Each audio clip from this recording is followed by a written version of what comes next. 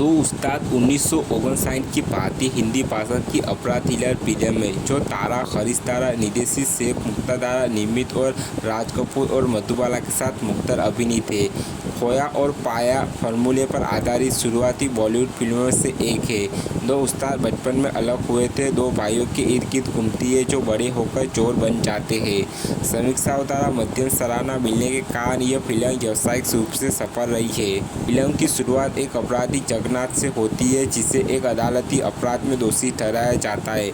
उसके पास अपना बचाव करने के लिए कोई वकील नहीं है, इसलिए न्यायाधीश ने उसने पूछा कि क्या उसे अपनी ओर से कुछ कहना है। वह कुछ भी कहने से इनकार करता है, लेकिन उसका छोटा भाई राजन उसे कुछ कहने के लिए कहता है, अन्यथा वह अपनी प्रतिज्ञा तोड़ देगा। इसके बाद जगन्नाथ अपनी कहानी सुनाना शुरू करता है और फिल्म फ्लैशबैक में चली जाती है। जगन्नाथ और राजन दो भाई हैं जिन्होंने अपने माता पिता को खो दिया है और आजीविका के लिए सेठ के लिए काम करते हैं। एक दिन सेठ एक बहाना ढूंढता है और उन्हें बाहर निकाल देता है और अपनी ज़रूरतों को पूरा करने के लिए छोटे भाई ने चोर बनाने का फैसला किया है। हालांकि बड़ा भाई एक स्पष्टवादी आदर्शवादी व्यक्ति है जो अपने भाई का अनुसरण करने से इनकार करता है। एक दिन एक आदमी उसे रेलवे गोदाम से कुछ निकालने के लिए कहता है जिसके लिए वह उनसे पैसे देगा। जब राजन गोदाम में जाता है तो उसे पुलिस पकड़ लेती है और दोनों भाई अलग हो जाते हैं। बड़ा भाई भी अपराध की दुनिया में उतरने का फैसला करता है।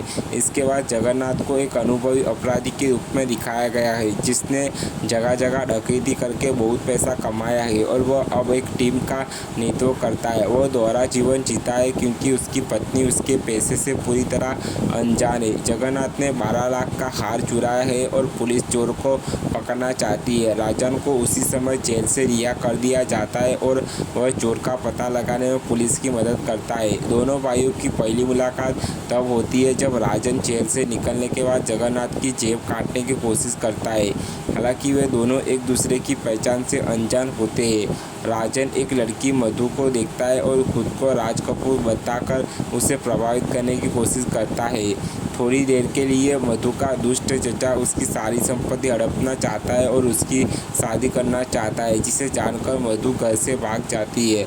वह उस स्थान पर पहुंचती है जहां राजन और जगन्नाथ रहते हैं और सभी उसे पकड़ना चाहते हैं क्योंकि उसके चचा ने उसे घर लाने वाले को इनाम देने की घोषणा की है। राजन मधु को पकड़ लेता है और उसे जगन्नाथ को बताने के लिए सौंप देता है, जो उसे रुपये देते हैं 10 लाख, लेकिन वह जगन्नाथ की मदद से भाग जाती है और भागते समय उसके घर पहुंच जाती है। जब वह जगन्नाथ की पत्नी को अपने पति की असली पहचान बताती है तो वह उस पर विश्वास करने से इनकार कर देती है। इसलिए वह एक योजना बनाती है। वह खुद को जगन्नाथ की ओर ले जाती है और बिना उसके आदमाइयों को एहसास हुए कि वे किसे अपने मालिक के पास ले गए हैं। जब जगन्नाथ और उसकी पत्नी दोनों मिलते हैं तो वे समान रूप से चौंक जाते हैं और उसकी पत्नी उसे छोड़कर दूर जाने का फैसला करती है। वह आत्महत्या करने की कोशिश करती है, लेकिन राजन उसे बचा लेता है। राजन उसकी देखभाल करता है और एक मोटर मैकेनिक एक बदलाव हुआ है आदमी बन जाता है। जगन्नाथ की पत्नी जो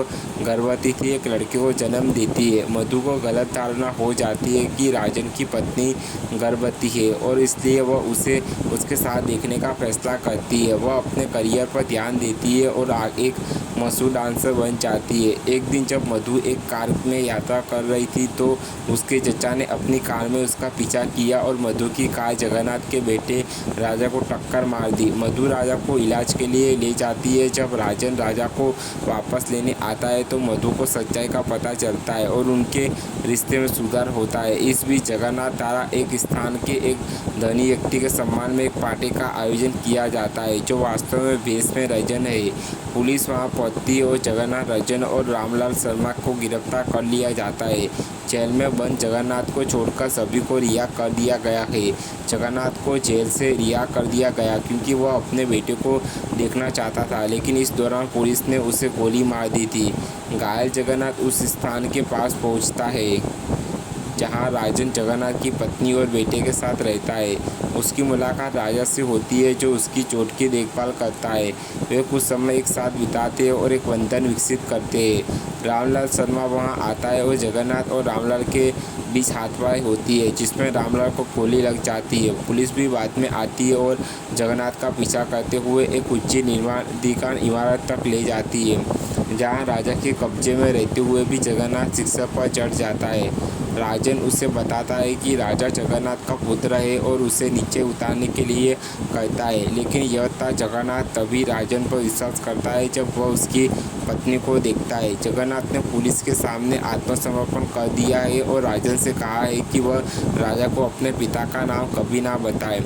फिर एक अदालत में वर्तमान दृश्य आता है जहां जगन्नाथ को दोषी ठहराया जाता है और जेल में जाने से पहले राजन राजा को एक बार जगन्नाथ बाबा को बुलाने के लिए कहता है क्योंकि उसे बताया गया है कि जगन्नाथ को अभी तक उसका बेटा नहीं मिला है। जगन्नाथ जेल चला जाता है और फिल्म खत्म हो जाती है।